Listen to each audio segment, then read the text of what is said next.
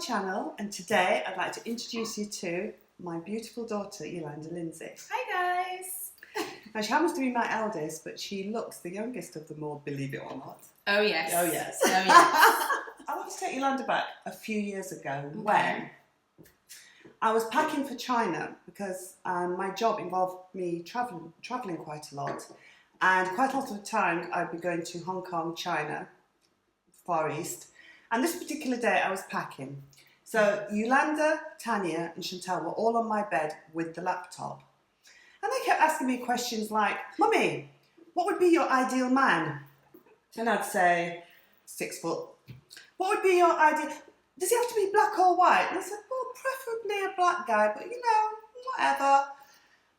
Mummy, does he have to be working or not? Yeah, he has to be working. And all these sorts of questions. Anyway, literally thought nothing of it. Landed in Hong Kong, opened my phone, Hong Kong Wi-Fi, welcome to Hong Kong. The next message that came up had all these inboxes, all these emails, text messages. Open them all up. Text. Telling me that I'd got men waiting to meet me. I was like, hold on a minute. So the girl I was with, I went, excuse me, can you just have a look at my phone here? I've got men waiting to meet me. And there's about 10 men waiting to meet me. Unknown to me, this lot had signed me up to a dating agency. I was like, you've got to be kidding me. Signed me up without me knowing. Anyway, so I got rid of all of that. I was like, I'm not having, no, they look wild. No, I'm not doing that. So for years and years and years, I did nothing.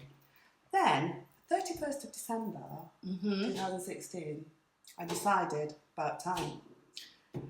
So I joined a dating agency.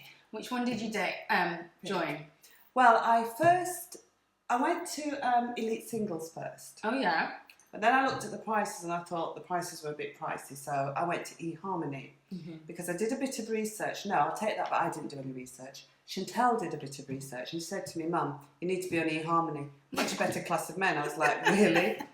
Better caliber. But better caliber. They have now matched me with, can you believe this, Yulanda? Let's see how many matches you have. Wow. 237 matches. That's a lot of matches, Mum. Okay. That's what I thought. Wow. I'm in here. How many responses have I had? 3. 3? Wait, what do you mean?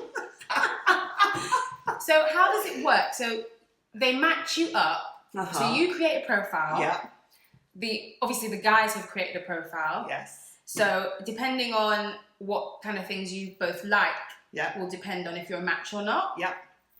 That's how it works. They work on your compatibility. So if I say that I like soul music, for example, I'll match with guys who like soul music. Right. If I say I'm into yoga or fitness, which I am, they'll match me to fitness guys. Makes sense. Yeah. I sent smiles to about 8. Smiles, that's so cute. Right? And then the guys are supposed to message you back. Oh no, 3 have messaged back. And I have 3, to take really? 3, right? And the first one that messaged me back, nice black guy, and I thought, oh, that's quite nice. I quite like that. So I messaged him back and I said, hi, I'm Joyce. You know, pleased to meet you. How are you? What do you do? And that sort of chit-chatting. Yeah. So he messaged me back the very next message saying, send me your phone number. No hello, hi, how are you? From 0 to 100 real quick. Send me your phone number. So I text back and I sort of said, could we talk a little bit before we get on to speaking on the phone? You know, I think it's a bit quick. Let's have a conversation because we don't know if we're going to like each other and we can sort of iron that out as we go along. Yeah, you don't want to be on the phone to a total stranger that you haven't had, you know, any... I don't know, because these things, like, they take time. You want to email each other back and forth a little bit. Maybe then there's like a graduation process. That's what I thought. Yeah, then graduate to maybe WhatsApp or texting. That's right. Then maybe a phone call, you know? Or even before then, other photographs. I mean, I might want to have said to him, send me some more photographs. Yeah. That sort of thing. Anyway, so. Okay. I thought I sent a really nice message back saying, it's a little bit quick, should we, slow down a little bit, let's do that for stage 2 if it goes there. Oh no. I get whiplash. I got whiplash. Man sent me back text saying, excuse me, I want to speak to you right now because I don't know if I'm speaking to a robot or a real person. Side eyes.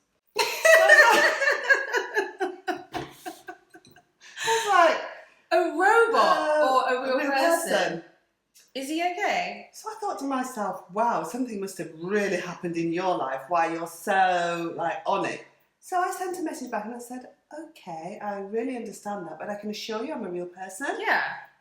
It's not a robot, and I really do think that at this stage, this is my second It's message. not a robot. It's not a robot. But we should speak. Man sent me back text going, well, that's not been my experience. If you want to go that way, good luck with your search. Full stop.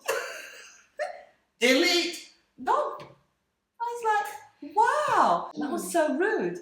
And I was like, really no, mate, that is not happening. So I deleted him. You can block people. So I blocked him. Good luck with your search. Is he okay? Precisely. That was my first instinct, mental rude. stability. Hello. How rude is that? So even if you'd been talking to a robot before and you didn't twig on, how rude is that? Do you think people actually do end up talking to robots? I don't know what his experience was. Didn't get a chance to find out. Robot or not? Robot or real person. A real person. So that was him. Anywho, so he'd gone. Loser. So I thought, right, exactly. So then, and I'm not saying anything for or against, then I was getting a lot of white guys contacting me. Okay. And I thought, do you know what? It's a funny thing when you get a white guy of my age as opposed to a black guy of my age. Wow. They seem not to look as fit. That might be really bad. But they don't look as fit and don't look as energetic. Okay. They sort of look a bit sort of a bit droopy and a bit lost the sparkle in a way. And so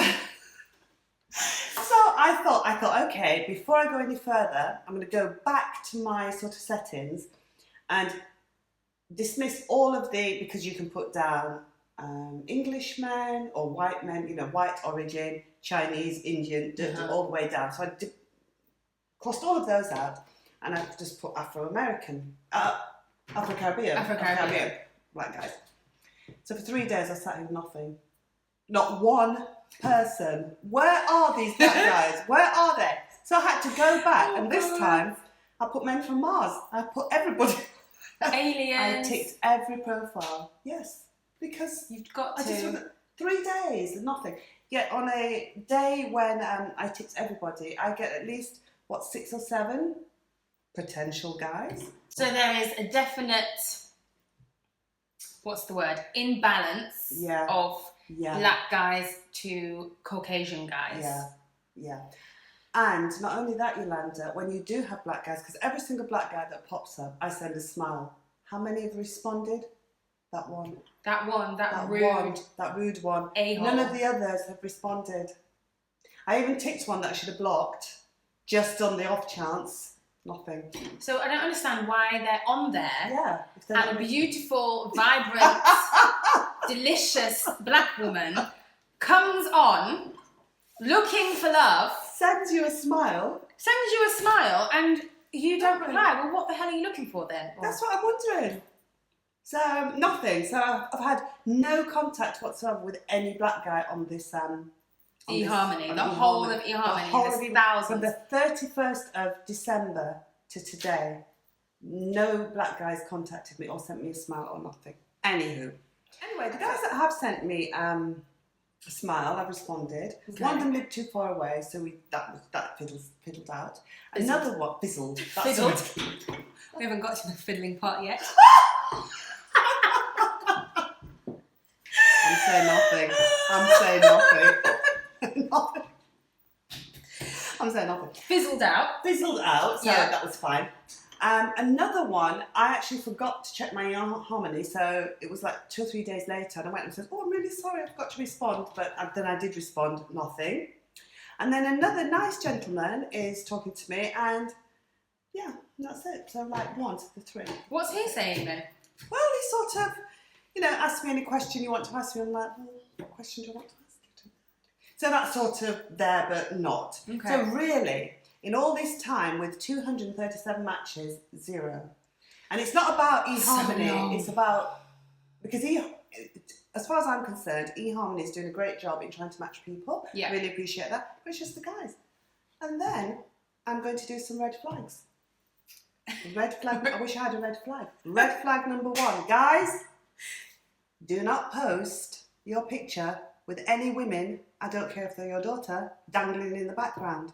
Or any woman that you've chopped off, but you can still see her arm linked in your arm. Red flag.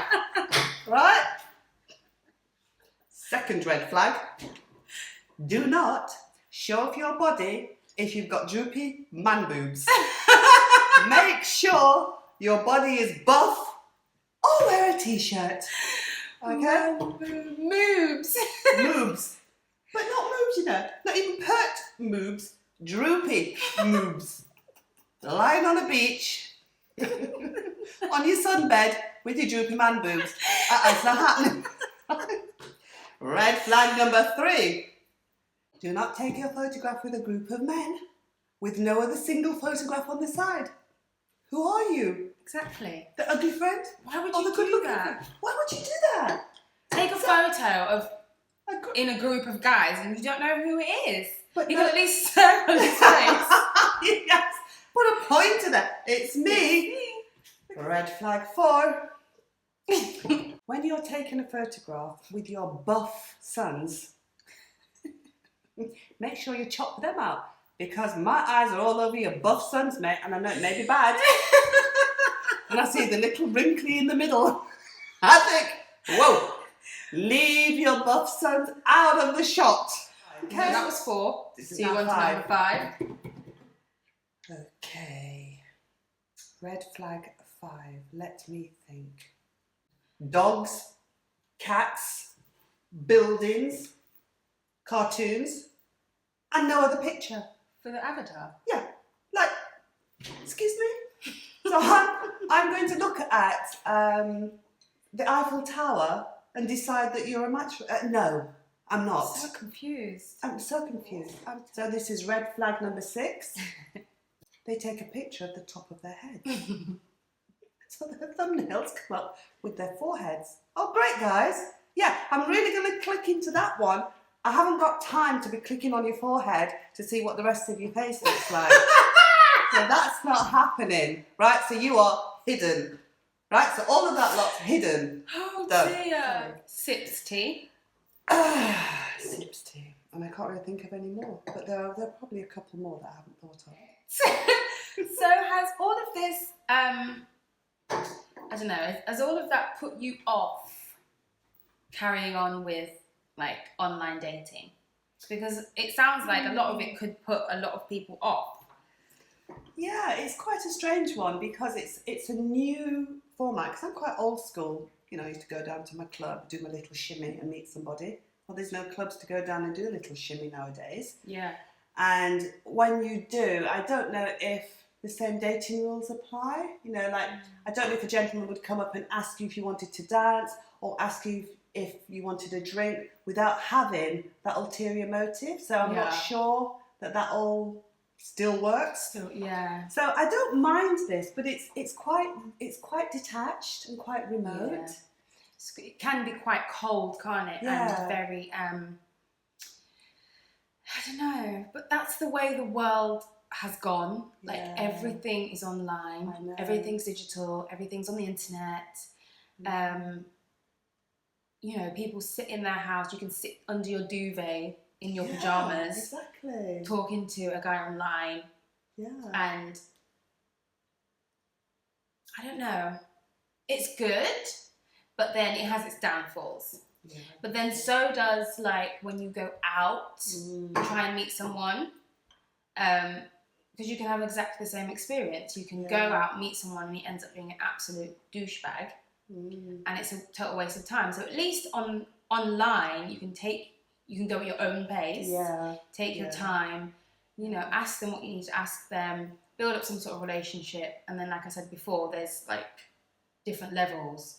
Begin talking to them on the phone, then maybe you can FaceTime and Skype and all of that stuff, then go and meet. But it can be dangerous. I know. Because, I mean, like that guy said to you, he doesn't know whether he's talking to a real person or robot.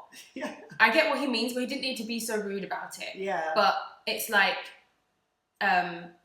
you could be talking to an ex-murderer or whoever. You have no idea who you're talking to. Go meet them and you end up getting yourself into a sticky situation. So it is dangerous, but the same thing can happen when you're out in a club or in a bar. You can meet someone and he could be an ex-murderer. Exactly. You just don't ex-murderers are everywhere. So, not putting anybody else. You just don't know. So each, going out and finding someone and finding someone online, they have their pros and cons. But I think for you, Mum, like the age that you are, I don't know, it's like you should be even wherever you meet a man, if it's online or out and about, you should be meeting someone on a certain level. You would hope to meet someone on a certain level, he knows what he wants. Yeah. He's got his life together. Yeah. Even if he has kids, they're grown up and doing their own thing or whatever. Absolutely. You know what you want. You've got your stuff together. Is it that hard to find someone that is on your same wavelength? Well, I didn't realise how hard it would be until I started this, because before I wasn't looking. Yeah. So it wasn't a thing in my mind. But now I'm thinking, it is absolutely. I suppose it does depend what level, because if you go to certain types of dances or certain types of events, you're going to meet certain types of guys. Yeah. And that's what I'm trying not to get into. The lower level guys. I didn't want to say that, but Yeah, but a girl has the standards. We have standards. Yeah, we're looking for certain calibre of man. Yeah, I want somebody who, is forward thinking, who is not a lead balloon. Yeah. Somebody who will, go on an adventure, who's already done stuff, even that I can aspire to. Yeah. Or he's done stuff or I've done stuff that he can aspire to. Yeah. Either way, but just somebody who's done stuff, done something. Yeah. I don't want someone who's just gone to work, come home, watch telly, gone to work, come home, watch telly. No. Dry. Dry. I want someone that's travelled. And at this point in your life, all your girls were grown up. Yes. We're getting married, having our own families and living our own lives. Right. You are a free agent now, basically. Absolutely. And do they call it the twilight of your life? Or the winter of your life? Something like that. You're at the autumn. The autumn of your life. And I feel like it's almost like when you get to your sort of age, it's like almost like a new lease of life. Yes. Once your children are all, flown the nest and doing their own thing, you're on your own. That's right. You've got new adventures to experience, so much more life to live, and you want someone who isn't dried up and, just wants to sit and watch TV. Yeah. Because you've actually hit the nail on the head. You sort of go through stages in your life where, right at the beginning, when I was first married, I was very busy setting up a home, then having children and looking after my career, and you do all of that. Your children are grown, whether they're still at home or not, it doesn't really matter, but they're grown. And suddenly, I'm not the mothership, I'm not the taxi driver, I don't have to pick you up from your events. I've actually got a lot of time on my hands. Yeah. Because at the moment, it's work and home. So I've got a lot of time on my hands. Yeah. Plus, because I am not financing and bankrolling all of your events and all of your clothes and all of your living expenses, I've actually got a little bit of money, not a great deal, but enough to sort of go on holiday and things. So you're at that stage where you've got a lot to give, there's nobody to give it to. Guys, where are you? You all need to be lining up, because it's not just me, it's women of my age, women of a certain age, that when they need to find that person and they want somebody decent, that's all we're after, somebody decent and with a bit of spark, and let's rock and roll. That's easy. Dance. I was talking about dancing. What were you talking about? No. In my day, it was called rock and roll, which is dancing. Please explain yourself. For now, the search continues. Yeah, it does. Oh, dear. And guys, I just want to say, don't forget those red flags. Please remove those red flags. Yeah. Just be yourself and put a couple of photographs up. Yeah. And at least a girl stands a chance of saying, okay. Exactly. Okay. Well, thank you for having me on your channel, Mum. Pleasure, darling. I wanted you to be the first because I probably didn't say this at the beginning. But Yulanda is my camera woman, she's my lighting woman, she's my producer, she's my director, she's my editorialist, and she's my editor. I mean, what else can I say? Talent. Thanks, Mum. I love doing this. It's so fun. It's great, yeah. And you've really inspired me to get out there and just, you know, put things out there that affects my life. Yeah. And it's all about my life. This whole year, it's all about my life, what I'm doing, So it should what be. I'm not doing. Yeah. Just so that if I can inspire someone, or if anyone's got any questions that they want to ask me, then certainly ask me the questions, you know, just... Any questions, ladies, or any hilarious stories that you've about had, dating. about online dating or dating in general, because I think Mum's going to do a bit of a series on dating and stuff, so this is so much fun. I love it. I'm very proud of you, Mum. Thank you. Just one final thing before you go, Yulanda. Okay. I want your best and only, no posing, resting bitch face. I want you to look into the camera beside me and give me your resting bitch face. Are you ready? You ready? No smiling. Okay. No smiling. Okay.